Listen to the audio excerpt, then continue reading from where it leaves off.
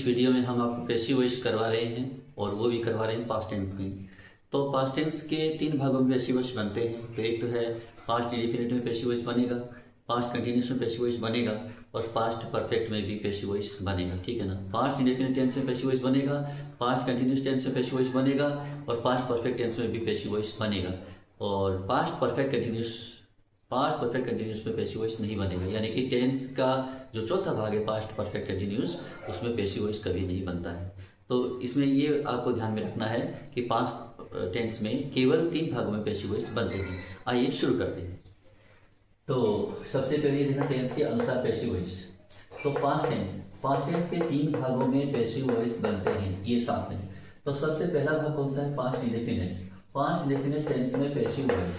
तो passive voice बनाने का जो स्ट्रक्चर है वो इस प्रकार से स्ट्रक्चर देख लीजिए। सबसे पहले तो हमें सब्जेक्टिव केस लिखना है, उसके बाद में सब्जेक्टिव केस एकवचन में है तो सिंगुलर सब्जेक्ट है तो आप वॉज लगाइएगा, अगर प्लूरल सब्जेक्ट है तो वर लगाइएगा। उसके बाद में वर्ब का थर्ड फॉर्म यूज करना है और उसके बाद में बाय लगा करके ऑब्जेक्टिव केस नोट करना है। ठीक है ना। बाय लगा करके ऑब्जेक्टिव केस। तो जैसे कि मान लीजिए सबसे पहले अब सब्जेक्टिव केस इधर तो जैसे हम लिखते हैं सब्जेक्टिव केस, ठीक है ना। ये तो हो गया सब्जेक्टिव केस और ये हो गया ऑब्जेक्टिव केस। ये हो गया ऑब्जेक्टिव केस। अगर मान लीजिए सब्जेक्टिव केस आई है तो आई का ऑब्जेक्टिव केस क्या बनेगा? आई का ऑब्जेक्टिव केस बनेगा बाय मी। तो इसी तरह से वी का सब्जेक्ट, ये सब्जेक्ट है, वी सब्जेक्ट है, ठीक है ना। वी का ऑब्जेक्टिव केस क्या बनेगा? बाय अस बनेगा। और यू का यू क्या है? सब्जेक्ट है।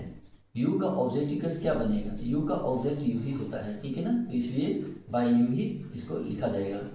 अब जैसे मान लीजिए कि अब क्या करना है कि ही लिखना है। जैसे ही का ऑब्जेक्टिव केस क्या होता है? बाय करके हिम लिखिएगा, बाय हिम। शी का ऑब्जेक्टिव केस क्या होता है? शी का ऑब्जेक्टिव केस बाय हर होता है। बाय यानी हर होता है, वैसे बाय लगाना है पैसिव वॉइस के अनुसार, ठीक है ना। अब जैसे आई का ऑब्जेक्टिव केस क्या होता है? मी होता है, तो सीधा मी नहीं लिखा जाएगा, उससे पहले बाय लिखना होगा पैसिव वॉइस में, ठीक है ना। मी लिखने से पहले बाय लिखना होगा, यानी मेरे द्वारा। बाय मी का मतलब हुआ मेरे द्वारा। अब वी का ऑब्जेक्टिव केस क्या होगा? अस। वी का ऑब्जेक्ट क्या है? अस है, तो सीधा अस नहीं चलेगा, अस से पहले हमें बाय लिखना पड़ेगा। बाय अस का अर्थ है हमारे द्वारा। तो यू है, यू का ऑब्जेक्टिव केस क्या रहेगा? यू का ऑब्जेक्ट यू ही रहेगा ना। तो यू से पहले हमें क्या लिखना है? बाय लिखना है। बाय यू, आपके द्वारा या तुम्हारे द्वारा। और जैसे ही सब्जेक्ट है,